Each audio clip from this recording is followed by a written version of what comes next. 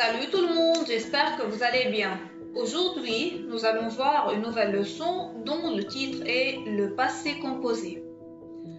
À la fin de cette leçon, vous serez capable de reconnaître un verbe au passé composé, savoir conjuguer un verbe au passé composé en choisissant l'auxiliaire convenable, accorder convenablement le participe passé d'un verbe au passé composé.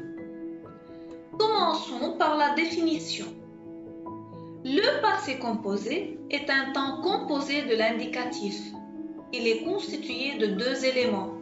L'auxiliaire avoir ou être conjugué au présent de l'indicatif, plus le participe passé du verbe conjugué.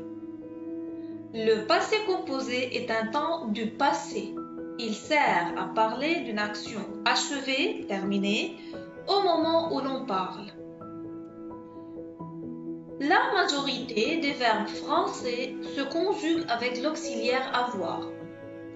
Le passé composé avec avoir est composé de l'auxiliaire avoir au présent de l'indicatif plus le participe passé du verbe, c'est-à-dire j'ai plus le participe passé, tu as plus le participe passé, il a plus le participe passé, nous avons plus le participe passé, vous avez plus le participe passé et ils ont plus le participe passé. On va conjuguer un verbe du premier groupe au passé composé. Il faut dire que tous les verbes du premier groupe ont un participe passé en E accent aigu. Exemple avec le verbe parler. J'ai parlé, tu as parlé, il a parlé, nous avons parlé, vous avez parlé, ils ont parlé. Un autre exemple avec un verbe du deuxième groupe cette fois. Alors les verbes du deuxième groupe ont un participe passé en I. Exemple, le verbe grandir. J'ai grandi, tu as grandi, il a grandi, nous avons grandi, vous avez grandi, ils ont grandi. Les terminaisons des participes passés des verbes du troisième groupe varient. C'est pour cette raison que nous allons les diviser en familles.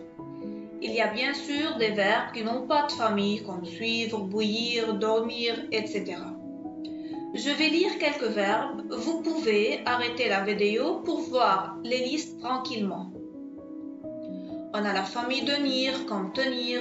Le participe passé de cette famille se termine en U comme tenu, retenu, etc.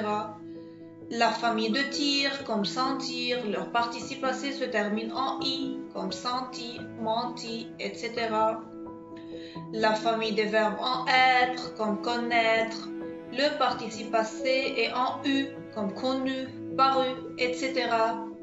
On a les verbes en dre comme rendre, ça devient rendu, défendu, etc. Les dérivés de prendre se terminent par IS, c'est-à-dire pris, compris, appris, surpris, etc. En tout cas, prenez votre temps, arrêtez la vidéo et lisez tranquillement la liste de ces verbes-là. Conjuguons un verbe du troisième groupe avec l'auxiliaire avoir. Exemple, le verbe joindre.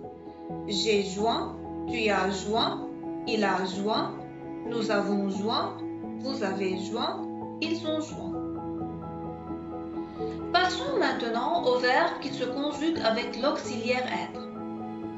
Comme avec avoir, je conjugue l'auxiliaire être au présent de l'indicatif et puis j'ajoute le participe passé du verbe à conjuguer.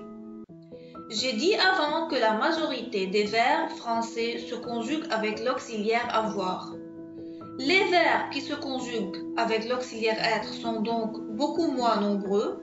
Ce sont tous les verbes pronominaux, c'est-à-dire les verbes construits avec le pronom se, et certains verbes indiquant un déplacement, comme monter, rester, descendre, tomber, arriver, venir, aller, etc. Conjuguons par exemple le verbe arriver.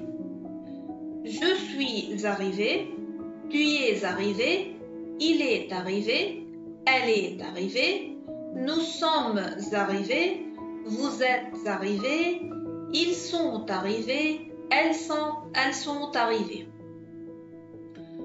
On passe maintenant à la deuxième partie de notre leçon, l'accord du participe passé.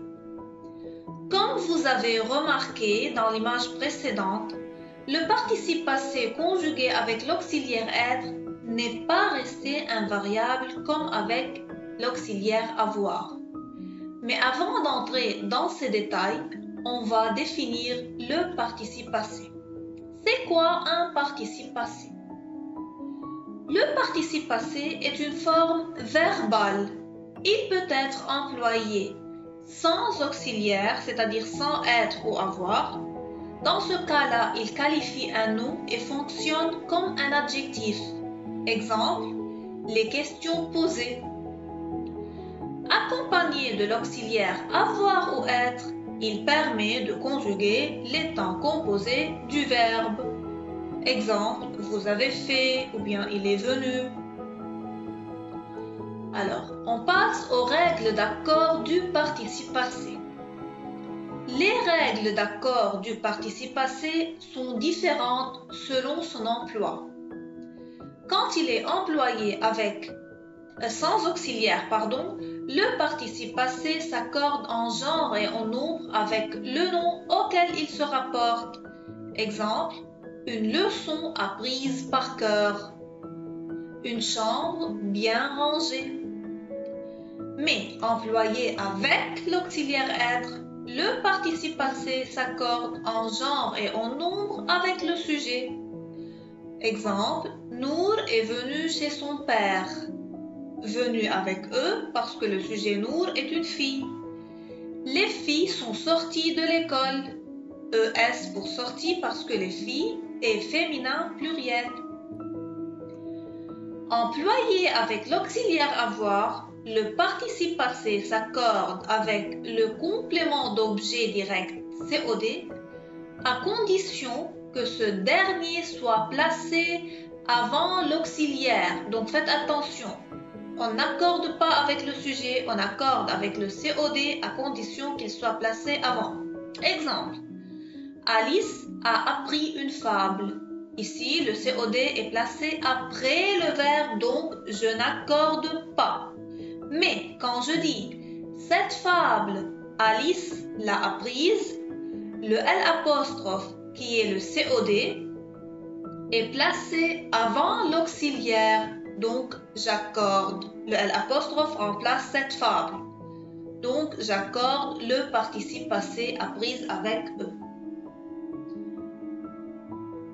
Alors, que peut être la nature du COD placé avant l'auxiliaire?